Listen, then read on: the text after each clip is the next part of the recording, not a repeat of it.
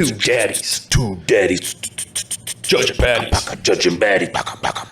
Welcome back to another episode of Two Daddies Judging Baddies, where we read some of the craziest internet stories and then tell you, what went wrong. We give you advice, like the people.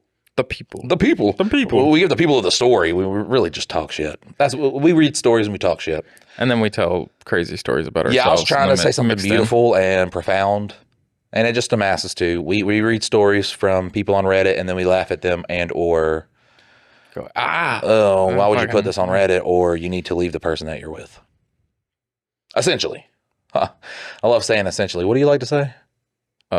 Basically. Yeah, maybe. So we got essentially and basically. So essentially, basically what we're trying to do is talk. We're basically bitches. Basic bitches. Yeah, we are. Bad basic bitches. Bad. Triple B's. Baddies. Triple B's up in this Are we bitch. the baddies and the daddies? We are the daddies and the baddies. My wife showed me a picture of why can't I remember her name? Jamie Lee Curtis, and she's like them. Yeah, but she's like them tatas that she's using to promote the new Freaky Friday. But the thing is, though, is like she's always been bad as fuck. Like I don't get why like people are just getting on this. Where them titties come from, though? They've been there. Have they been around, dude? Yeah, no, like you don't remember. What was it? I think it was. I have never seen. Was it Trading Places with Eddie Murphy and Dan Aykroyd? I think she was in that as like a. I don't think I've seen that, man. I've never seen them Everlasting Gobsmockers. She is. But she's always been bad. Like she's been. We're talking about the bazongas that she pulled out for that advertisement. And what was the studio just like? Pull them titties out so we can show the world. Well, see, like I've always had a thing for older women, like 40s to 50s, like that's been like a range for me, and I don't know why. But then looking back on it, my wife was watching Sabrina the Teenage Witch, and there's like the two ants, and I was like, bad motherfuckers. Right. And then like didn't one of the ants pass away? I don't know. Can't remember. But then the girl that plays Tiffany and Chucky, the Bride of Chucky, and all that stuff, and then she was in Liar Liar, and like she's just just built like a brick shit house, and I'm just like, these are the reasons. I can't remember it. I can't either.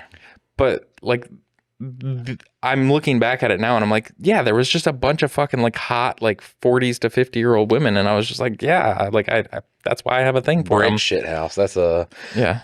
It took me so long. I've said it a million times, and then one day I was like, oh, a brick outhouse. Like it's a really nice fucking outhouse. I was like, oh, okay, now I get it. Right. But did not put two and two together for the longest time. I've always said shit brick house too. So shit brick house. Yeah, brick house. Yeah, I don't know. I always thought that was used for like big dudes. I don't know. No, but then my buddy back when we were kids, it was always classic rock on the radio, and he used to always say sing Paradise City. He's like, where the girls are green and the grass is pretty. Like I don't know why, but he would always sing it wrong. Oh, I want you, please. Oh, I just saw a fucking hilarious meme, and it said, a sign said, welcome to the jungle. Please respect the plants or something like that. And I was like, man, fucking Guns N' Roses have really gotten soft in their old age.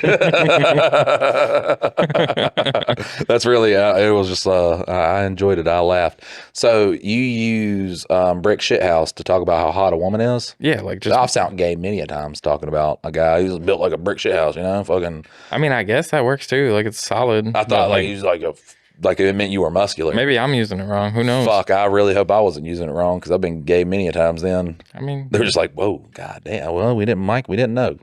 Now we do know. Well, we had suspicions. Now we have confirmation. Well, they would have gotten confirmed if they would have went to Denny's. My friend Corey once uttered the phrase that there ain't a woman man enough to take his dick. So yeah, it was pretty gay.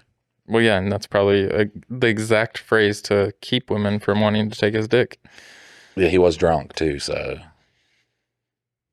You're not. I'm going to get into one of the stories. Okay, here we go. Listen. We got a listener submission on this one. Listener submission. Someone submitted, and am I the asshole that they wanted us to? From Reddit. But they submitted the link so that we could pull the story for them. They did, and we are excited to get into this listener submitted, so it's going to be you juicy. You can do at mikeanddylan.com, mikeanddylan.com. Am I the asshole for sending my wife an anonymous STD notification? How do we prejudge this? Like, does he have an Does STD? he actually have it? Yeah. Like, Or is he just like trying to like trick her? so this is the tantalizing title. I love you, I love a good tantalizing. You don't know title. how to judge it. Yeah, I don't like. Am I the asshole for seeing my wife in STD notification? Because I don't know. I've got the. She was cheating on me, and I tried to be like, oh, maybe I don't fucking know. Like, but then I don't want to have prejudgments. I, 32 male, have been married to my wife, Maria, 30 female, for 12 years. We married young, had ups and downs, but never anything like this. About a year ago, she volunteered for a 6-month military-adjacent deployment. When she came back, she began acting different, including new clothes, hair, expensive nails. I knew it was a very traumatic experience, so I figured it was her processing the intense incitement. What? She volunteered for a 6-month military adjacent deployment. Yeah, so basically going to support like a nurse, some sort of like action that out there, not in the military, but like supporting in some other role outside of it. I would assume it's an assumption, but I'm assuming too. Then I noticed a guy, let's call him Alex, hearting every one of her social media posts. I didn't know him, which was unusual since we know everyone in each other's circles. She said they met on deployment and that I should let it go.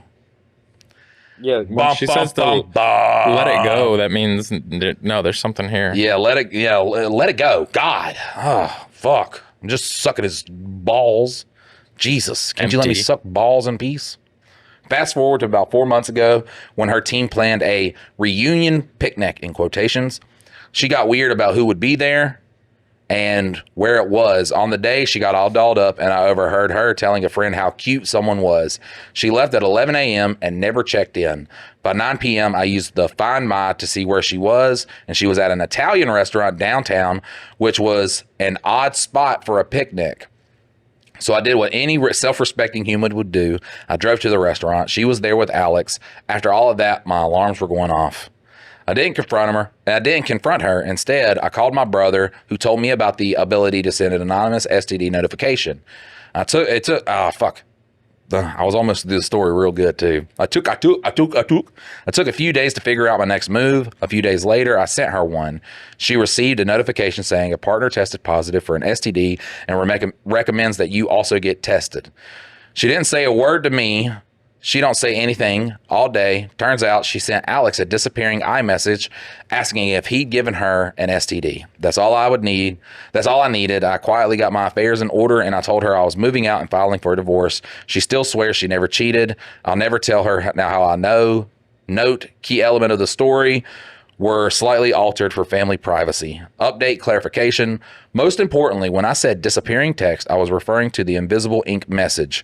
Sorry if this story comes off as fake. I felt incredibly guilty about it for a while now and feel like I can't share with my family and friends. I just needed to get it out. Yeah, I feel guilty about the way I found out my wife was fucking another guy.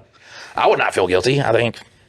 Well, no, like, I mean, she gave you enough things that you're like, okay, I do have to look in. Like, I mean, it sounds like they took a little bit of time to be like, oh no, she's just processing this and she's just different because of that. Right. And if I get like, you know, if I'm a detective, all right, if I'm a detective and I go to someone's disappeared, all right, and I walk into a trailer and I see a knife that's got a little bit of blood on it. I see a little bit of blood on the floor. I see a footprint. I see claw marks where somebody gets dragged out. Tufts of hair. Yeah, some tufts of hair. I'm starting to be like, well, I should probably like a bloody handprint on the door. I should probably investigate. If I walk into a trailer and there's, just like some scuff marks on the floor, maybe a little bit of, things are on the ground. I was like, I don't know, nothing really here.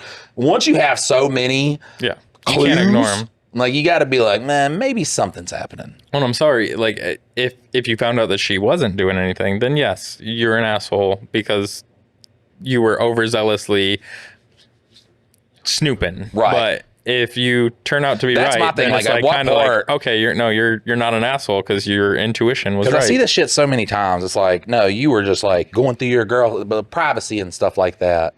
Because I seen one, was doing it. Right, I seen one where a girl was cheating on a guy. One of the comments was, "You had no right to go through her phone."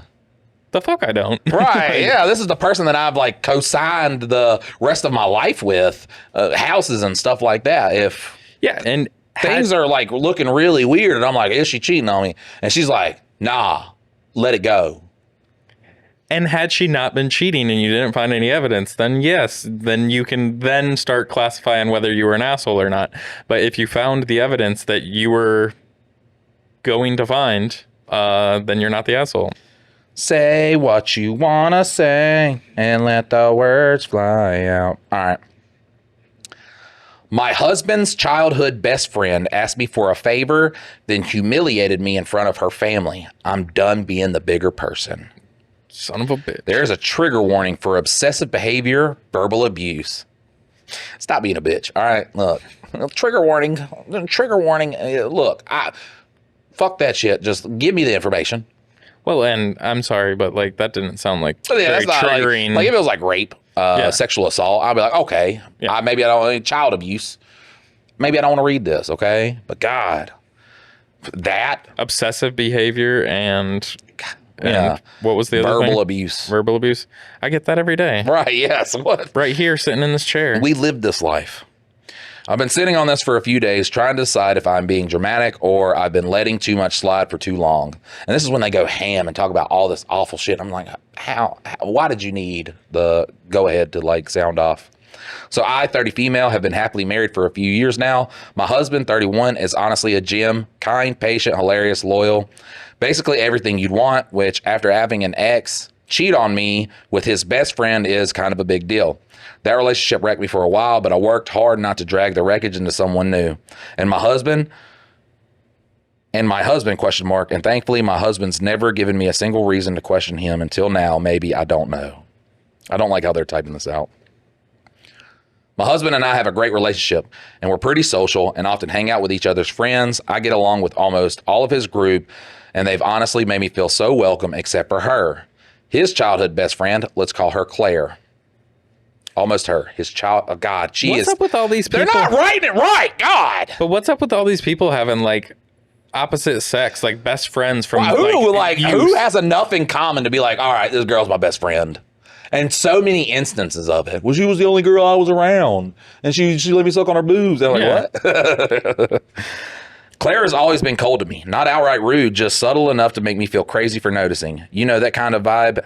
Every time we've been in the same room, she's managed to talk around me, not to me. I tried, I really did. I smiled, made conversation, but nothing but warm, even when she's giving me nothing to work with. She doesn't show up to group hangouts, but she'll invite him over. She'll always tell me, and he'll always tell me to his credit, he never goes without mentioning it, and he's never weird or secretive about her. But it still rubs me the wrong way. I've tried being friendly. I've tried small talk. Hell, I've invited her to our birthdays, barbecues, engagement dinners. She's bailed on all. She skipped our wedding too, and she's only ever seemed to reach out to him, usually when she's been dumped or just needs to talk. This one thing, look, y'all could be best friends, cool. If everything's social, like with me included, like I invite and nothing, I don't meet this person or whatever, I'm gonna be like, listen, you gonna have to let this friend go. Well, yeah, and like only coming around, like she's coming around when she wants some strange dick, like just like, or like the secure dick. So right. Like, this is one time where I'm like, no, he's fucking her. Like maybe not. We don't know yet. He could just be a nice guy. And then, all right, Mike. Listen, I'm proud of you on that one. I say I vote for the fucking. Look. He's a guy. I'm going to give him a benefit of the doubt. He's been the friend zone guy, and he's just... right, yeah. I don't know how it is. Knocking it down. Now that you've said it, now I'm starting to think. Because at first it wasn't registering. He's just knocking it down out of got sympathy. It over on me. Yeah. On sympathy. He's just helping her get through a hard time. When I brought it up, my husband says that I'm overthinking it, that Claire is just a little odd socially, and maybe she is. Then, a few weeks ago, out of nowhere, she messaged me. She asked if I'd model for her project, totally unexpected, and I was caught off guard enough to say yes. Part of me thought maybe this is her trying to connect. Maybe this was her olive branch. I even felt a little hopeful. God, was I naive? So I agreed. My husband offered to come with me since I hadn't seen her in a while and thought it'd be fun to catch up after. When we got there, her family was also involved. And from the second I walked in, it was like stepping into some passive-aggressive Twilight Zone. Her mom and sister kept calling my husband our son-in-law. I'm punching people, dog. And if your husband ain't backing you up, he's fucking her, all right? Yeah. So fuck that shit. We duking it out.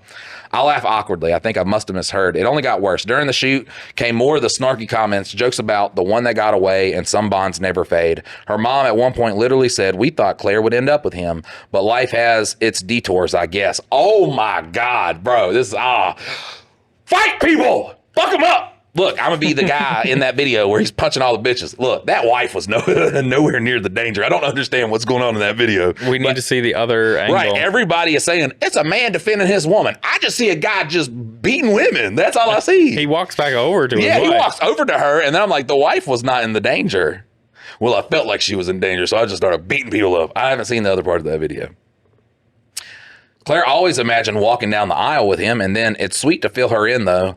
Oh, come on. I wish I was exaggerating. And Claire, she just kept snapping pictures, smiling, saying nothing. No, hey, cut it out. No awkward laugh. No redirecting. Nothing. My husband, clearly uncomfortable. I watched him fidget through the whole thing, clear his throat a few. Fucking my You God. got this. Clear his throat a few times. He tried to change the subject or came near by me during the shooting. He didn't say much either, just went kind of quiet. Be a man. If you really ain't fucking this girl, be a man. Like, talk some shit. This is your girl. What a pussy. I stuck it out for an hour, let her take photos, smile, pose, whatever. But the whole time I felt like I was part of a social experiment and everyone else was in on the joke with me. When we got in the car, he was silent for a while and then finally said, sorry about all that. That was weird, right? And honestly, I didn't even know what to say because, yeah, it was weird. It was borderline disrespectful. And the fact that he was there, saw all of it, clearly felt it too, and still didn't step in to pull the plug kind of makes me feel I'm alone on this. You are very much alone. I'm just tired of pretending this woman is harmless or just awkward. She knows exactly what she's doing. I don't want to start a huge fight, but I'm at the point where I don't want her in our lives, not as friends, not as a ghost in the corner of our marriage. No more bending over backwards to be the cool wife. I'm not interested in earning points with someone who clearly doesn't want me around. Anyways, thanks for letting me scream this into the void for a minute. I really needed to get this out. There is an edit. We're going to go over the edits first, okay? Sorry, guys, English is not my first or even second language. Sometimes it is harder to get my points feelings across. Just to clarify a few things to people who are asking, Claire is actually a photography major, and this shoot was part of her final project. I'm not a professional model or anything, but I've done some hobby modeling here and there. So when she asked about help out, I thought it was a casual favor. Why at her house? She comes from a wealthy family and has a fully set up photo studio in her house, which is why the shoot happened there instead of at a regular studio. I honestly thought it'd just be her and the camera, not a full audience with drinks and commentary. Additional background, I grew up in a pretty emotionally abusive household, so I think I've gotten used to passive aggressive comments or sort of just froze up. Maybe that's why I didn't react more in the moment, but yeah, it definitely hit harder after the fact. I will update you as soon as possible. Oh, there's so much shit to this. And then there's an update. This is, oh my God, we got fucking books and books of shit. Okay. Is he fucking? I haven't read. My brain is going past all this. Okay, so we're gonna have to keep going, right? Yeah, or do we prejudge right now? All right, we're gonna get into kind of a judgment before we learn more stuff. I think they're fucking. I mean, it just from the beginning it sounds like they're fucking, just because she keeps coming back and like wanting to solo hang out with him whenever she breaks up with somebody. Like normally there's the rebound thing, and so like maybe it sounds like they had a previous relationship, and like if he isn't fucking, he's making it look sure as fuck like he's fucking. And he's just a bitch of a boyfriend. If you say anything, husband. Well, yeah, a bitch of a husband. That's worse. If someone says anything outside of especially directed towards my wife, like imagine an old bitch just being like, the one that I guess life has its detours. I'm lifting grandma out of the chair with an uppercut. That's it. Life's over. I was the detour I corrected you away from the detour you were taking and just sent you to God personally. Same day delivery. Like, fuck that shit. You ain't saying shit to my girl. All right, so relevant comments. Borderline disrespectful. I'd hate to see what you think is actually disrespectful. Oh, that is true though. Yeah, that is. OP said, wow, reading your comment and honestly, so many others has really helped me see how not okay this whole situation was. Think I was so used to brushing off this kind of behavior that I didn't even realize how deeply disrespected I was. I grew up in an emotionally abusive household where snide comments and passive aggression were just part of the background noise. So when someone pulls that kind of crap now, I think a part of me automatically minimizes it like, oh, I've heard worse. But reading all of your reactions kind of snapped me out of that. And yeah, it hurts my husband didn't shut it down. I've been trying to rationalize it in my head like maybe he didn't want it to escalate things because it felt like a trap or that he is not used to being in these kinds of situations. None of that excuses it, though, not even a little. I'm going to talk to him tomorrow, really talk, not brush it off, not laugh it away, just lay it all out, because at this point I need to know where he stands. Thanks for the reality check. I needed it more than I realized. Orange Gringo says, gotta be honest, this whole modeling session photography stuff sounds 100% unbelievable. That doesn't even make sense at all. Are you modeling? Is she a photographer? Why a photo shoot in her home? Why all the family members there? That's not how a photo shoot works, really. It kind of does sometimes. Well, if the studio's at her parents' house, right, then they're there already. Listen, we've been in that space more than they have. The person commenting, because everybody's an expert. It's like, that's not how that's fucking how it works. A lot of times when photographers are finding models for it, it's people that they know. Yeah, it's not professional models. It's not, especially if somebody's doing it at an amateur level and can't spend money on it or is not spending money on it. They go with people that they know. So I'm not even going to read the comment back to that because it was just a comment for that. So here's an update. Are we ready? Update. April 23rd, 2025. I don't know how. When was the first one? Oh, April 22nd. Next day. Maybe mom died. Okay. Drink a little drink. We're in the weeds now, ladies and gentlemen. In the weeds now. We have so long. All right. A quick recap for those who missed the original. My husband's childhood best friend Claire has never liked me. She skipped all the invitations, but invites my husband alone, avoids me in person, and still found little ways to insert herself into his life. The final straw, she asked me to model for her final photography project. I showed up thinking maybe it was a fresh start. Instead, I got publicly mocked by her family, who joked out loud that she would have been the one marrying my husband. First off, holy crap, I did not expect that post to blow up like it did. Thank you to everyone who messaged, or just made me feel like I wasn't losing my mind. So many of you asked for an update, and here it is. I'm starting to fuck up. Getting sleepy. No. I'm in it, buddy. For those wondering, no, they never dated. He had a high school crush on her over a decade ago. That's ancient history. Well, now we're changing things up. Are they childhood friends? Because he had a crush on her. Like, now I feel like the husband's changing his shit now.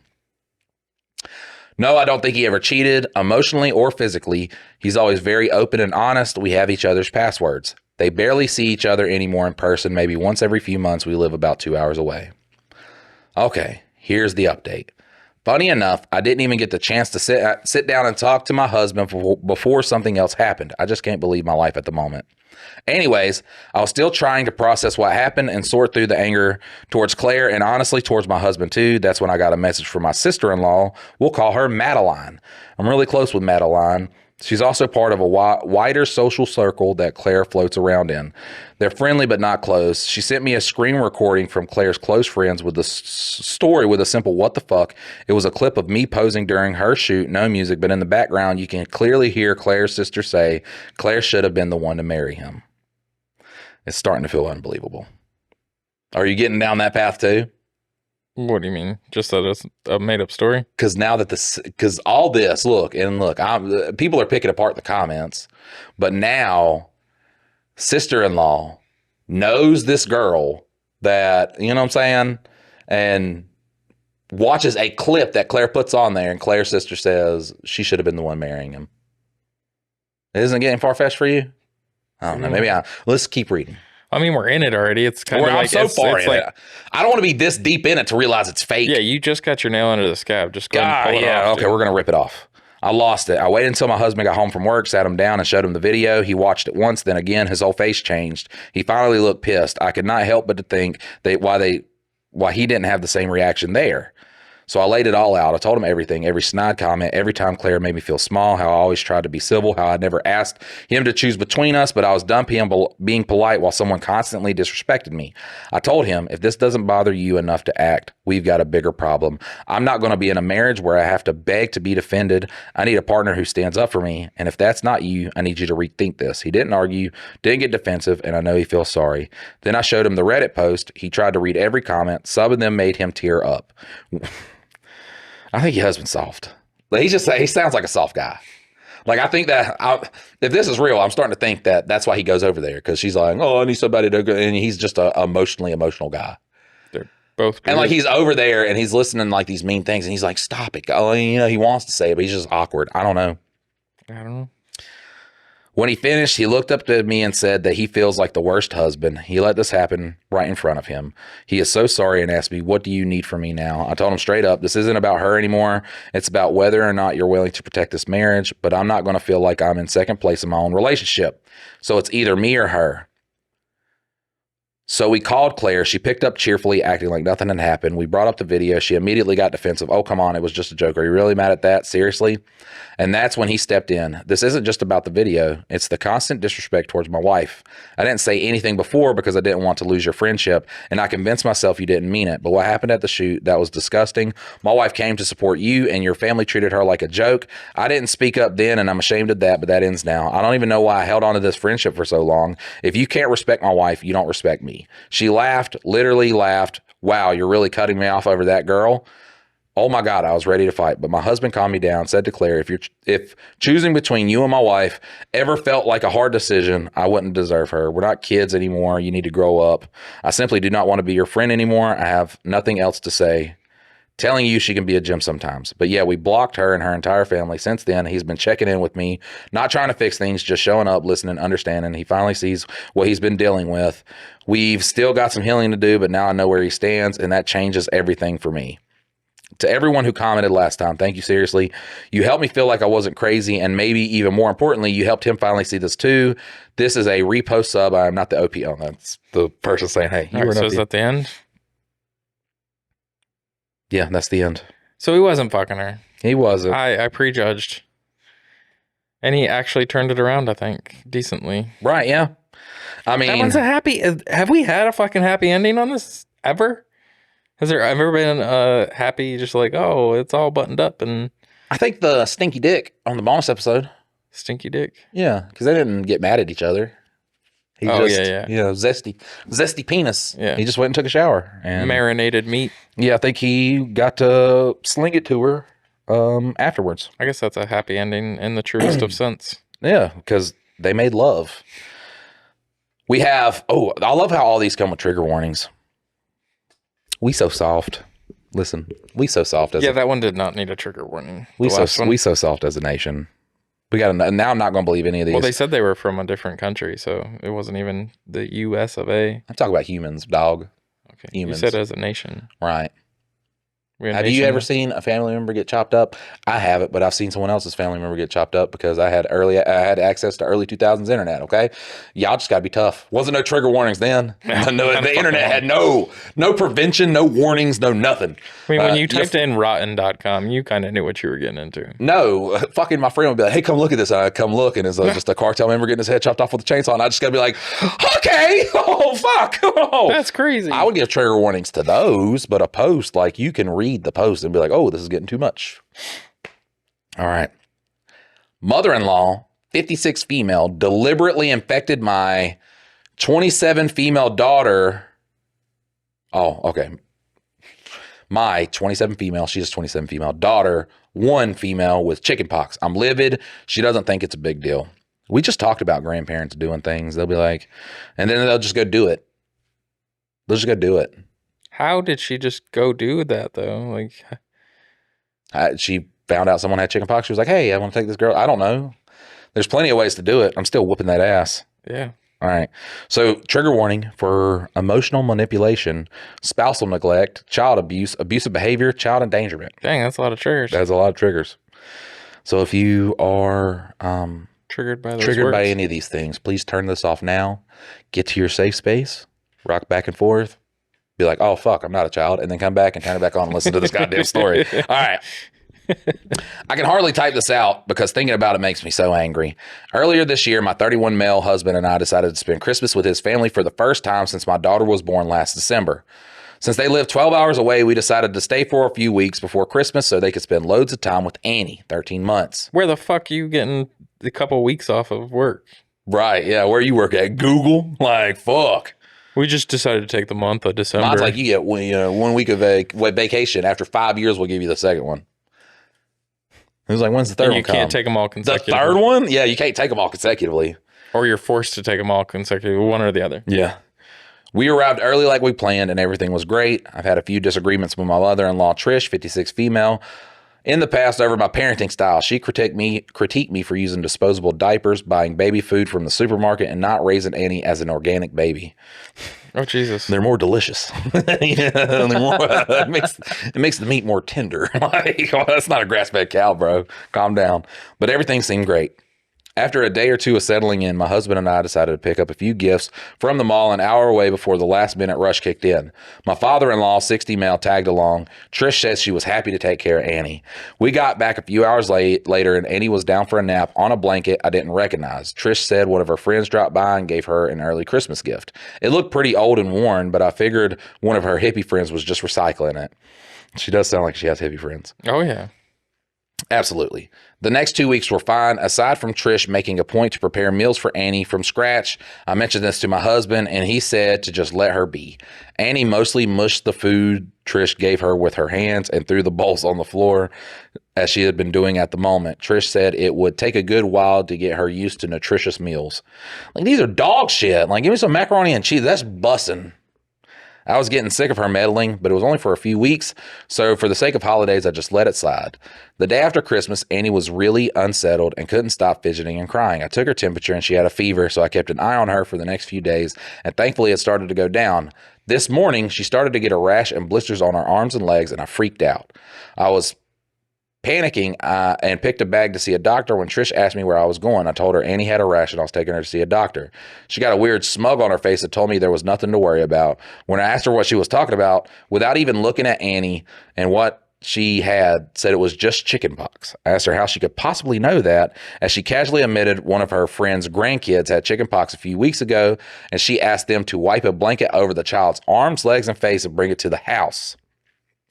At this point, I couldn't believe what I was hearing, so I asked if that blanket was the gift Annie was sleeping on. She said it was. I lost my shit. So, what? Like a good bop to the nose. Start fighting. Like, what are you doing? Yeah, that's just ludicrous. Like, I know that that's the way it used to be. That's how people used to, like, just fucking give right, kids. If a parent wants to do that, yes, they're like, but oh, it's a parent's choice. Right, it's not your choice to infect a child. Like, yeah. And you don't know what happened. The child could be immune compromised. Yeah. Nobody fucking knows, and then you kill her. Yeah. That's fucking crazy, bro. I read about, this grandpa, this girl's dad, who always used to like come over and she'd be like, hey, don't kiss the baby. Like, don't kiss the baby. And he kissed the baby and gave the baby the hepatitis that causes cold sores, killed the child. Like, what the fuck? There's nothing, like, I guarantee you I am trying to get her locked up. Like, that's what that will doing. happen, or like as boomers die off, some of that will go away. I guess Gen X will probably be kind of a holdout on that, but I think millennials and younger have decided that, oh, that's okay. Like, you don't have to kiss the baby. Like, you don't have to like fucking. So my thing is like, for my first child, I was very, very cautious. For the second and third, I dialed it back, but still the whole kissing, like, you don't kiss my baby. No. That's just, it's your mouth. And then I don't know where your mouth has been, what it's done. You know what I'm saying? Yeah. And that is something. If a child is less than 1 year old and somebody kisses it with a cold sore, like, that's, I think, more fatal than not. Like, it's terrible. It is really bad. I might be wrong on that. That's why we need some guy just like fucking. Hey, Scott, can you? It's only fatal. It's only fatal. Hey, 12% of the time. Scott, when you listen to this, send us the information. Think of what you could have been doing at 1:32 on August 22nd. In the morning. 1:32 in the morning. 1:32 in the morning. Yes. A.M. All right. To be honest, I don't really remember what I said. I was just what? To be honest, I don't really remember what I said because I was up most of the night for 2 days checking on Annie. I just unleashed on Trish, asking what the fuck was wrong with her. Yeah. My husband and father-in-law came down trying to calm things down, and Trish dug in her heels and said chickenpox was the best and most natural thing for Annie to build up her immunity. I already have a vaccination schedule in place with my pediatrician, and she was booked in to get immunized for chickenpox at 18 months. We drove to see the doctor, and he confirmed she had it. He said, I'll have to cut Annie's nails short and might have to tape socks on her hands while she sleeps because kids are so long and can scratch until they bleed, and that will leave scars. On the drive back, my husband started making excuses for Trish, that she was only doing what she thought was best. I couldn't believe he was defending her, and we fought most of the way home until I told him to stop talking to me. Annie's been scratching like crazy, and I just had to go tape socks over her hands. Trish tried to talk to me when we got back, and I told her to get out of my sight. We were meant to stay until Wednesday, but I just finished packing up stuff so we can leave first thing in the morning. I am so angry I can't even think. Whenever I hear Trish moving around in the kitchen, my heart starts beating faster, and I feel like I'm going out there and grabbing her by the hair. I don't ever want to see her again or let my daughter see her again.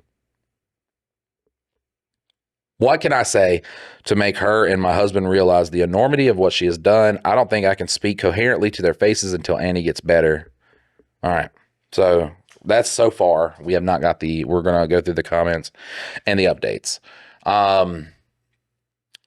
Here's the thing. When you're dealing with like a spouse's family or your spouse's family, I'm going to give you two instances of while Mikey tells you the things that he does. Okay. So when me and Amy first got together, we go over to my oldest brother's house and we walk inside. He has an autistic child. It's very apparent that night they had a big party because there's like 7 people there all passed out. And it's like 1:00 in the afternoon. So I go into this back room and he is in a diaper that needed to be changed a day ago. Yeah. And he's playing with a rusty fan. So I wake my brother up and I get on his shit about how he needs to, be a good parent and stuff like that. And he's listening to me. And Amy's just, she's like, and we're just trying to help. And he's like, you don't fucking chime in on this. Said that to my wife.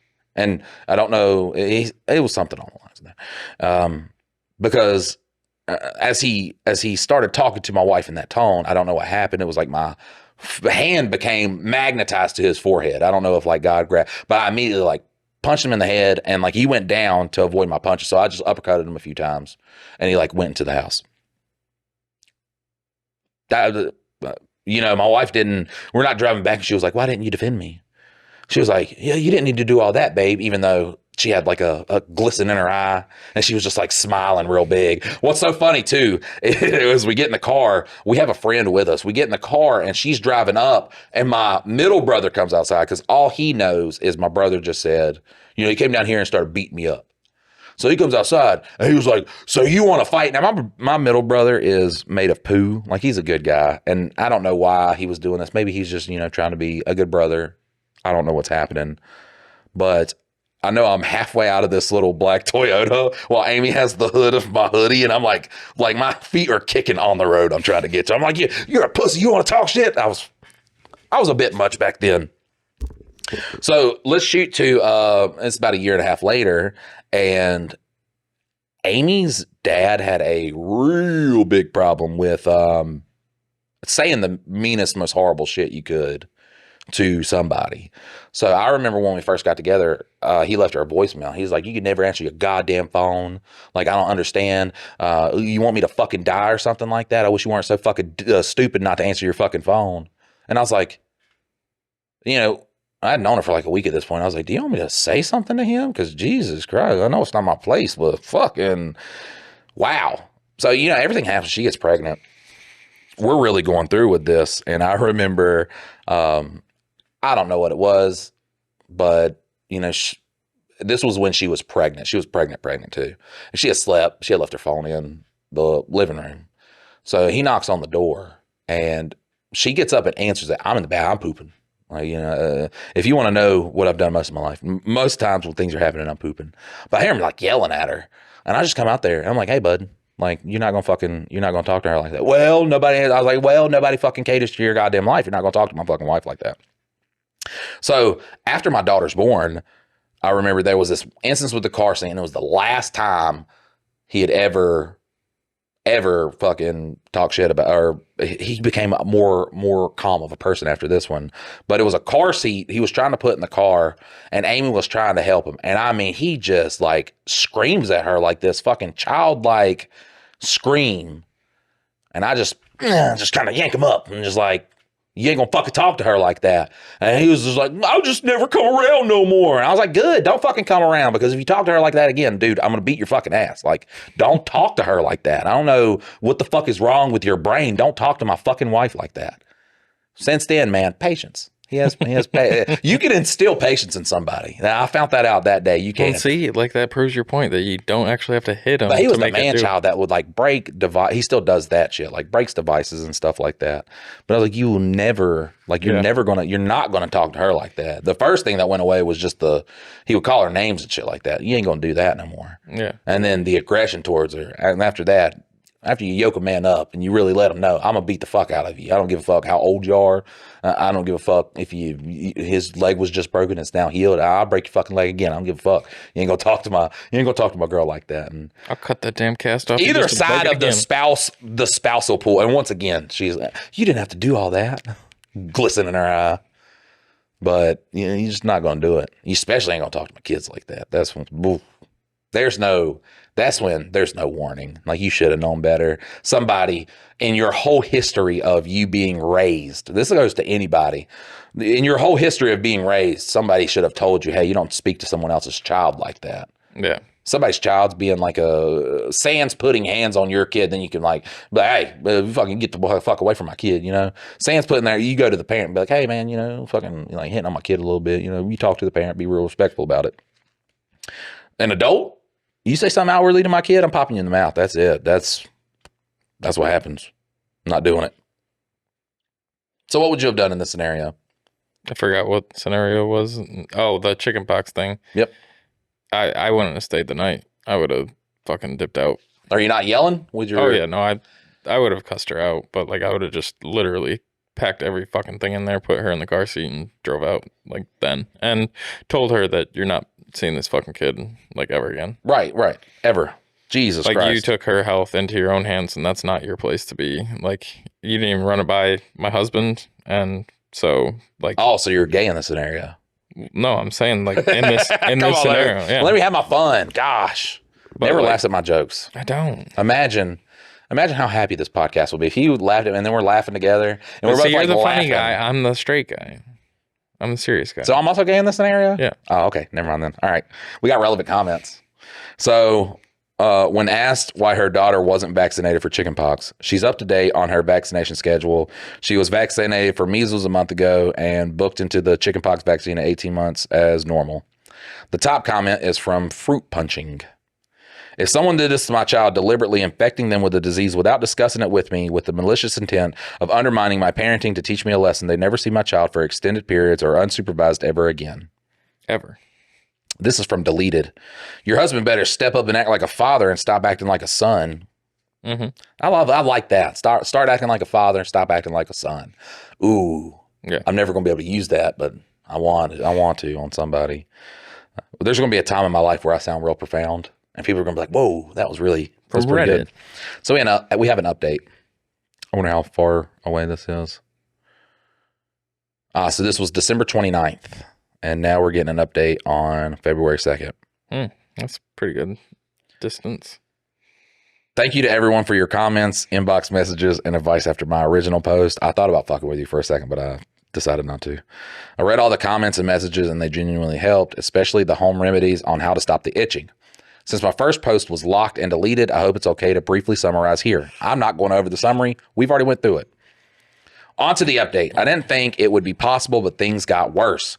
I got up the first thing the next morning and started packing our stuff into the car. Once I opened it, I kept the keys in my pocket since I was going in and out. Usually we use Jack's set and leave mine in the bag. While I was packing, he sat in the kitchen with Trish and my father-in-law and chatted and had coffee like nothing was wrong.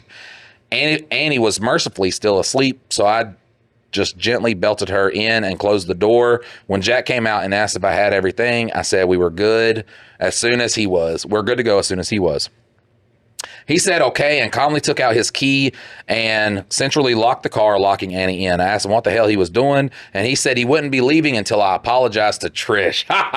Oh, God. Murder! Murder, everybody! You just locked my fucking kid in the car, too? No. Oh, no, my dog. God. Murder, everybody.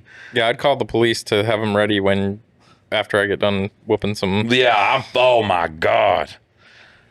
I think I was stunned into silence because he took the chance to rehash what he said the previous day, that Trish thought she was doing the best, that chickenpox doesn't kill you, and that I was making a bigger deal out of this than I needed to be making. Trish felt bad, making her feel bad. All the comments from my last post were swirling around in my head, and I told him he needs to stop being a son and start being a father.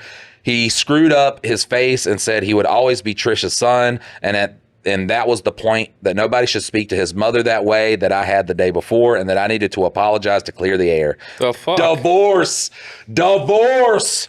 Fucking, oh God, please end with murder. Please be like typing this out, but like the police are coming any minute now. I will not be able to give an update. Look at the news reports because we're going to it.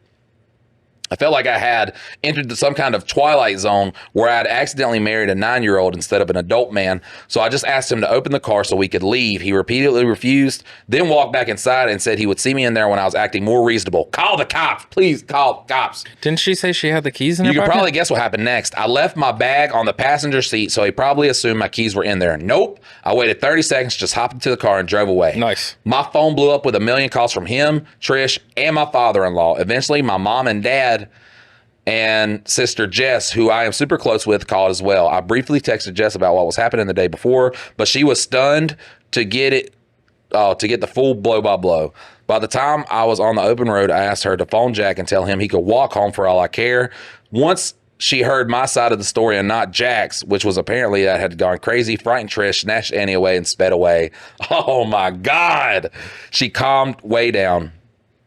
Mom, Dad, and Jess offered to start driving and meeting me halfway so I could switch with one of them and wouldn't have to drive the full 12 hours by myself one way. That's a good thing. I was so grateful to see them. I pretty much broke down at a truck stop parking while I blubbered that I loved them. They all took turns driving while I had a rest. It was super reassuring to talk it over and hear that Trish and Jack are the unreasonable ones. Once we got back, I stayed at my parents' house overnight, and they said I could stay as long as I needed. The next few days were fairly tense. I was most up at the night making sure Annie didn't scratch, which she did anyway somehow, and it seemed like she just cried and cried and cried until she was exhausted. She has 5 scars on her face and a few others on her arms from scratching. I know appearances shouldn't matter, but I'm also angry. Her skin is marked for life now over some stupid bullshit. The whole thing is just over something I didn't expect to happen. I answered one of Jack's calls only to have him start a rant that he didn't recognize this person I had become, so I hung up on him. He was due to come back for the start of the work year, which I wasn't looking forward to, but I figured we could make it work as long as Trish was 12 hours away. Then at 11 p.m. one night, I got a very short and formal text from father-in-law via Jack's phone saying Trish had come down with the shingles and was in the emergency room. Oh my God, it is great. Yes, there is a God. Oh, it is. Go to church, everybody. It's Christmas. It's Christmas. Oh my God. Oh, they say, oh man, yeah, bad things happen to bad people sometimes. That's the best fucking thing I've ever read. Oh God, that felt almost as good as sex. I'm not gonna lie. I am happy. Oh man. Hopefully the microphones didn't just blow out right there. Yes, I'm sorry. Trish had come down with the shingles and was in the emergency room, that Jack was staying there to care for her, and that he would work from their house remotely once the year started back up. Jack's been there for the past few weeks, tending to Mama's every whim. I'm sure she's put on an Oscar-worthy performance of having one foot in the grave, and according to Google, it should be any day now that her painful, crusty pustules go gently into that sweet night. A few weeks ago, I was honestly so tired and overwhelmed in disbelief that I didn't know what to do. Now I'm back at home with some people who actually care about me. I think I'm starting to realize how lucky I am to see the weird relationship with his mommy this early on. The fact that he cares more about Trish than his own daughter speaks volumes. When he eventually comes back, I think we'll have a serious talk about our future together. Divorce, just divorce. That's all you got to do. Yeah, no, he's going to see her maybe every other weekend. Yeah, maybe every other no weekend. way in hell not supervised. No, you're going to be supervised. Yeah, I would never trust him. I honestly would have filed some kind of police report. Yeah. Like, I'm going to just have that so it's not a he said, she said type situation. We're going to file a police report. Yeah, the second hopefully she has enough text and shit. I don't know. The second that all that shit was going down, she should have just called the cops then. Well, turned on her phone so that it's recording the dialogue going between them two. Like, hey, unlock the door so I can get to our kid. No, not until you apologize to my mom. Oh, so you're locking our fucking kid in the car? unsupervised, like nobody's out here. You want me to go in and apologize to your mom while you fucking leave our kid out here locked in a car? Nah. What a great, oh my God. Look, that was, I wanted to cry. Oscar worthy. Man, that was, fuck yes. Look, I love that. So old people can get shingles from being around chickenpox?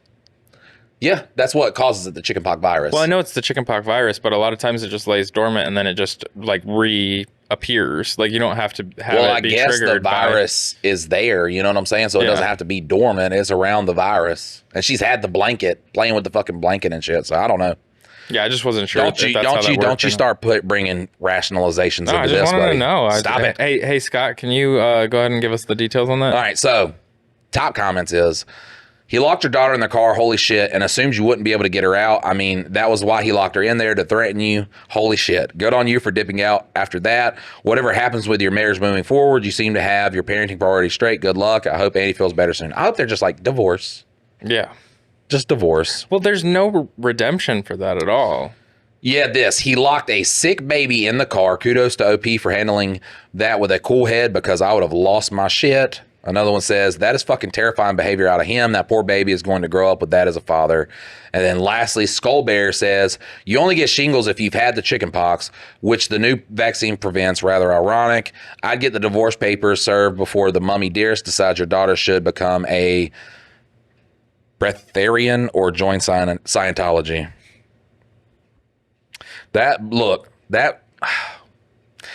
Now that's a happy ending. That is a happy ending. That is a happy ending. She's got to divorce that guy. Like, that is 100% you divorce, and that's a beautiful thing. So, look, that was a great story. That was a beautiful story. And I think that's a good story to wrap up on. What do you think? I do. I think that is a great story to wrap up on. Look, guys, if you want to send us in a story for us to read, you can send one in at mikeanddylan.com, MikeandDylan.com. We love everybody for the Patreon support, and thank you so much. If you want to support us on Patreon, it does help us, do skits, other things outside of the podcast. It helps us do the podcast a lot easier. You can go to patreon.com/mikeanddylan. Anything else? Buy me a coffee. Yeah, there's a buy me a coffee where you can actually down there. It makes it so that you don't have to do subscriptions. Yeah, in case you come across 2.5, you get life-changing money, and you can send us 1.5 to 2.5 million, somewhere in that range. That's it. That's all we need. And if you just send us that, we would probably send you an individualized personal thank you after the money clears. $2.5 million, I'm sucking it. But listen, we love each and every one of you guys, and we will see you next time. Later.